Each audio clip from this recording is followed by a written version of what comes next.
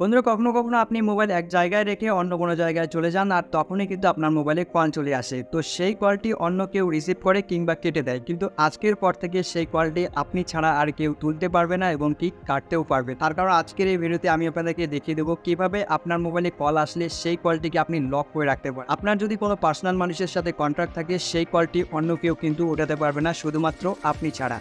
তো কিভাবে এই লকটি করে রাখছে, এই সম্পূর্ণ সেটিংগুলো কিন্তু আজকে আমি আপনাদেরকে দেখিয়ে দেবো। তো তার জন্য ভিডিওটা সম্পূর্ণ দেখতে হবে, আর চ্যানেল নতুন হয়ে থাকলে অবশ্যই চ্যানেলটাকে সাবস্ক্রাইব করে দিতে হবে। তো চলুন বেশি কথা না বলে আমি আমার মোবাইল স্ক্রিনে গিয়ে এই সুন্দর সেটিংটির বিষয়ে আপনাদেরকে জানিয়ে দিই।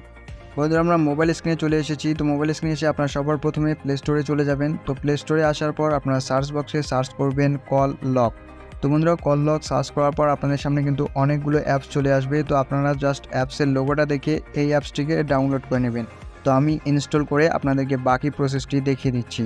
তো বন্ধুরা অ্যাপসটিকে ইনস্টল করার পর আপনারা জাস্ট অ্যাপসটিকে ওপেন করে নেবেন। তো ওপেন করার পর আপনাদের কাছে এরকম একটি ইন্টারফেস আসবে। এখান থেকে আপনারা সিম্পলি অ্যালাউ অপশনটিতে অ্যালাউ করে দেবেন।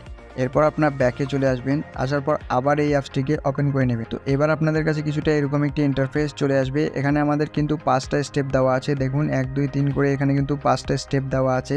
তো আমাদেরকে 4টা স্টেপে এখানে কিন্তু কাজ করতে হবে। তো বন্ধুরা এখন আমরা প্রথম স্টেপটিতে এই যে অপশনটি আছে এই অপশনটির উপর আমরা কাজটি করব।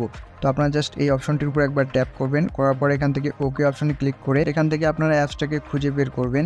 অ্যাপসটাকে খুঁজে বের করার পর এখান থেকে অ্যালাউ অপশনটির উপর অ্যালাউ করে দেবেন। তো দেওয়ার পর আপনারা আবার ব্যাকে চলে আসবেন। এবার আমরা ফার্স্ট স্টেপের দ্বিতীয় যে অপশনটি আছে এই অপশনটির উপরে ক্লিক করব। ক্লিক করার পর এখান থেকে জাস্ট আপনি অ্যালাউ করে দিবেন। তো এরপর দেখুন এখানে কিন্তু দ্বিতীয় যে স্টেপটি আছে সেটা কিন্তু ওপেন হয়ে গেছে। এবার আপনারা এই অপশনটির উপর একবার ক্লিক করবেন। ক্লিক করার পর আপনি প্যাটার্ন লক দিতে চান নাকি পিন লক দিতে চান সেটা এখানে আপনারা সিলেক্ট করবেন। তো আমি আপনাদেরকে দেখানোর জন্য এখানে পিন এটাকে সিলেক্ট করলাম।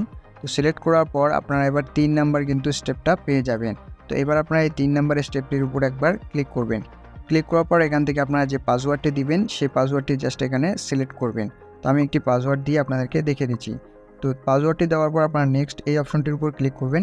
ক্লিক করার পর যে পাসওয়ার্ডটি দিলেন সেটাকে আবার কনফার্ম করার জন্য আবার এখানে পাসওয়ার্ডটি দিয়ে দিবেন। দেওয়ার পর এখানে কনফার্ম এই অপশনটির উপর একবার ক্লিক করবেন।